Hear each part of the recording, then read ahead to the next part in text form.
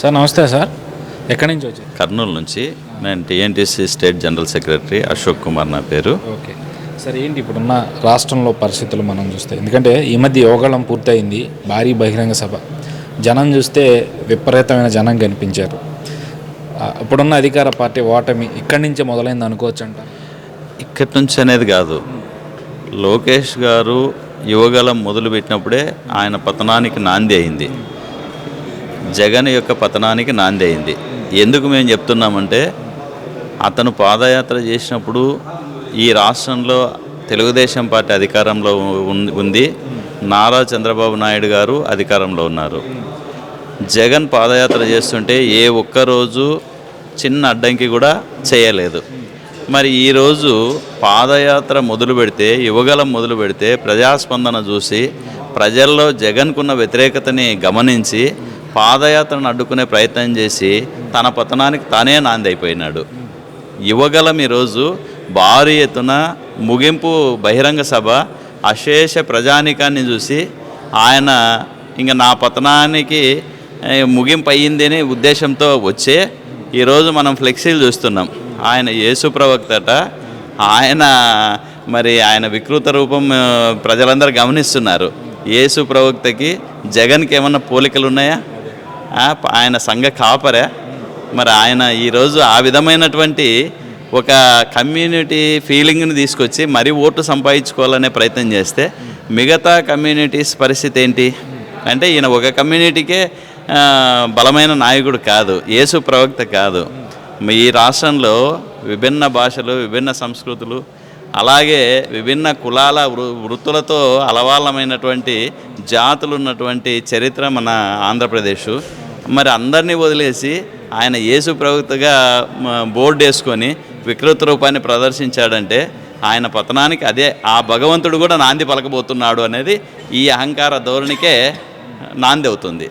ఈరోజు ప్రధానంగా TNTC meeting జరుగుతుంది కాబట్టి కార్మికుల పరిస్థితి ఈరోజు రాష్ట్రంలో, యువకాలంలో లోకేష్ కార్మికుల ప్రస్తావన చాలా సందర్భాల్లో తీసుకొచ్చారు, వాళ్ళ సమస్యలు కూడా తెలుసుకున్న పరిస్థితి. గతంలో జగన్మోహన్ రెడ్డి పాదయాత్ర చేసి తెలుసుకున్న పరిస్థితి.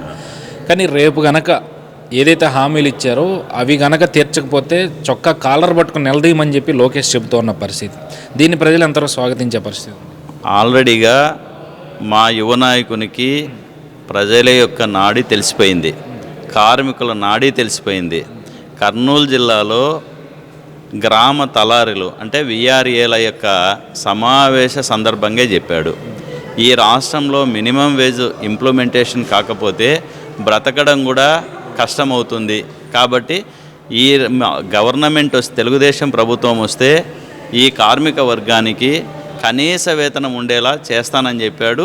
ఖచ్చితంగా చేస్తాడు, అది జరిగి తీరుతుంది. కార్మిక వర్గం అంతా లోకేష్ గారికి, బాబు గారికి, తెలుగుదేశం పార్టీకి అండదండగా ఉంది. అది మేనిఫెస్టోలో కూడా, మినీ మేనిఫెస్టోలో కూడా మహానాడు సందర్భంగా ఎక్స్పోజ్ కావడం కూడా జరిగింది.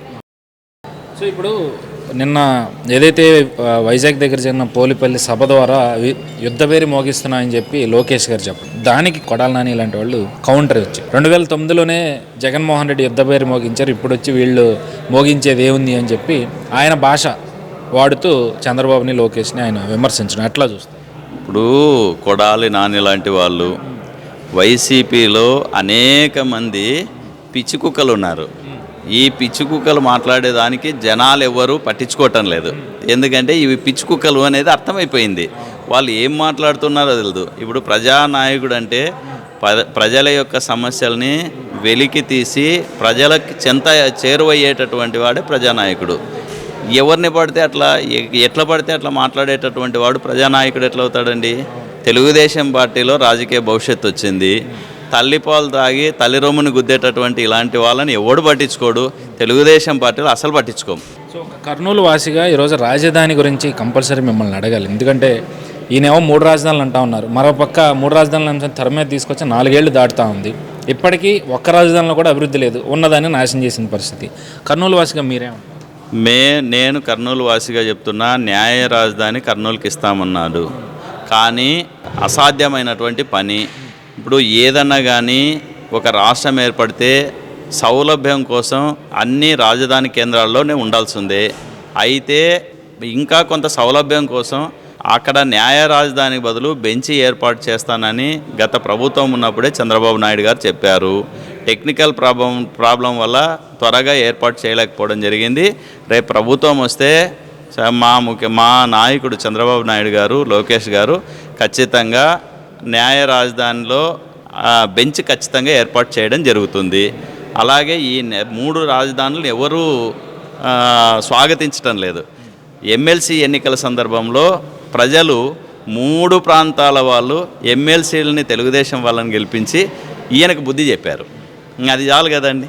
సో ఏంటి ఈసారి ఎలా ఉంటుందంటారు రాయలసీమ పరిస్థితి? రాయలసీమలో అతి ఎక్కువ సీట్లు తెలుగుదేశం పార్టీ గెలవబోతుంది. అతి తక్కువ సీట్లు అంకెలు అంటే ప్రతి జిల్లాలో ఇప్పుడు విడిపోయినటువంటి జిల్లాలో కానీ ఉమ్మడి జిల్లాలో 1-2 సీట్లు తప్ప ఎక్కువ సీట్లు వైసీపీకి వచ్చేటటువంటి పరిస్థితి లేదు. ప్రజలు జగన్ మీద ఉన్నటువంటి భ్రమలన్నీ తొలగిపోయాయి. పులివెందల్లోనే తెలుగుదేశం పార్టీ గెలవబోతుంది.